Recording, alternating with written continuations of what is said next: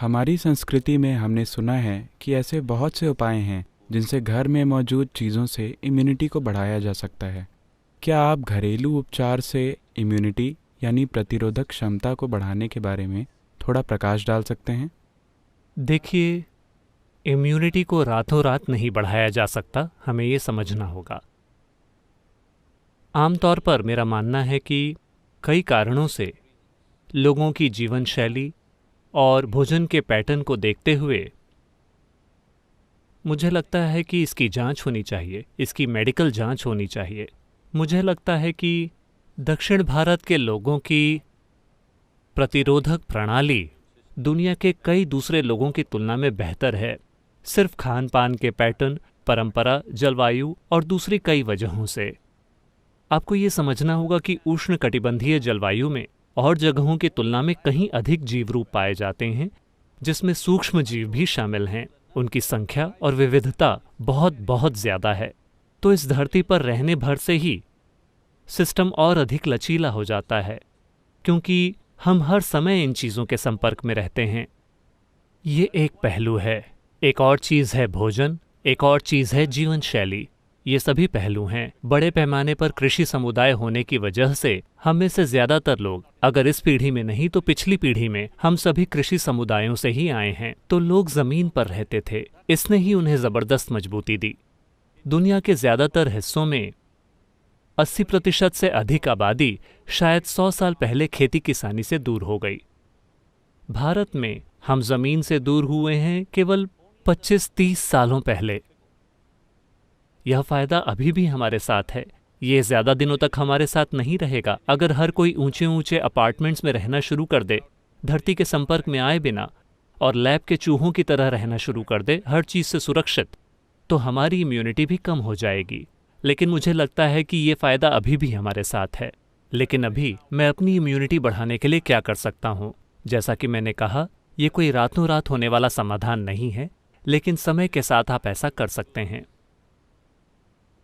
तो चलिए मैं हमारे आसपास उपलब्ध कुछ आम चीज़ों के बारे में बताता हूँ।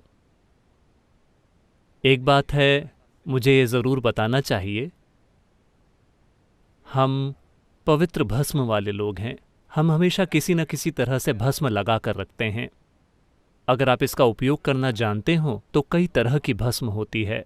मैं आपको इसके बारे में इस तरह से निर्देश नहीं दे सकता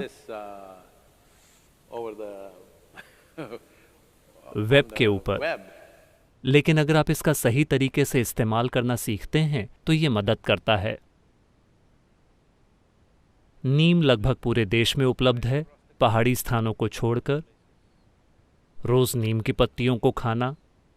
हल्दी तो वैसे भी मौजूद है। आजकल लोग नैनो हल्दी बना रहे हैं, जिसे हमारा शरीर आम हल्दी की तुलना में ज़्यादा आसानी से सोख लेता है। ये भी आपके इम्यून सिस्टम को काफ़ी बेहतर बनाती है। अगर आप आंवले को, जिसे गूसबेरी या नल्लीकाई भी कहते हैं, अगर आप इसे रात भर शहद में भिगोकर रखते हैं, साथ में कुछ टूटी हुई काली मिर्च या ग्रीन पेपर, मैं उन लोगों के लिए कह रहा हूं जो दूसरे देशों से हैं। ग्रीन पेपर से मेरा मतलब हरी मिर्च नहीं है, कहने का मतलब है कच्ची काली मिर्च, जिसे आपने दुनिया के ज़्यादातर हिस्सों में नहीं देखा होगा। यहाँ ये हमारे लिए बहुत आम है। तो इसे शहद में भिगोएं और हर दिन 3 चम्मच, दिन में 3 बार इसका सेवन करें। ये सभी चीज़ें सबसे अच्छी तरह तब काम करती हैं जब आप खाली पेट होते हैं, तो सुबह सबसे पहले आप इसका सेवन करें। अगर आप ये चीज़ें करते हैं तो आप अपने इम्यून सिस्टम में काफ़ी बढ़ोतरी देख सकते हैं। मैं कहूँगा कि 4 से 8 हफ्तों में आप देख सकते हैं कि आपका इम्यून सिस्टम काफ़ी बेहतर हो गया है। ऐसे योगाभ्यास हैं जिन्हें सिखाना कठिन है, लेकिन अभी सिर्फ एक मंत्र का जाप और ईशा क्रिया करना, इससे भी आपका इम्यून सिस्टम बेहतर होगा। ये बात साफ होनी चाहिए कि ये कोरोना वायरस का इलाज नहीं है, ना ही ये इसकी रोकथाम है। मैंने अपना जाप किया तो मैं जाकर लापरवाही करूँगा, ये उस तरह काम नहीं करने वाला। ये ऐसी चीज़ें हैं जिससे आप एक अरसे के लिए करते हैं और अपने सिस्टम को मजबूत करते हैं कि जो अगला वायरस आएगा आप शायद उससे निपटने के लिए एक बेहतर स्थिति में होंगे। यानी अगर आप जिंदा हों तो हाँ, इसे हल्के में ना लें, इसे हल्के में ना लें। फिलहाल ये हम में से हर एक के लिए एक चुनौती है कि हम इस समय के दौरान जिंदा रहें। इसका यही मतलब है। ये मत सोचिए कि ये कोई दूर की चीज़ है जो चीन या इटली के लोगों के साथ होती है। अभी अगर हम बने रहें, अगर आप इन 6 से 8 महीनों के दौरान जिंदा रहें, तो इसका मतलब है कि हमने इसे जिम्मेदारी के साथ निभाया है। अगर हम में से हर कोई जिंदा रहता है, तो इसका मतलब है कि हम वाकई अच्छे हैं।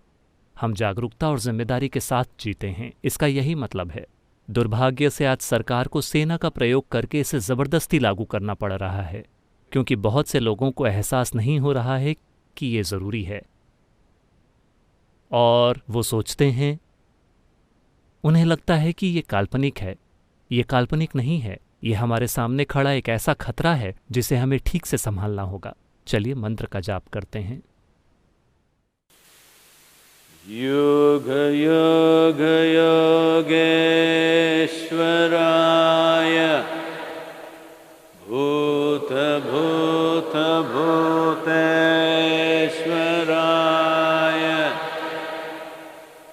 काल काल कालेश्वराय शिव शिव सर्वेश्वराय शंभो शंभो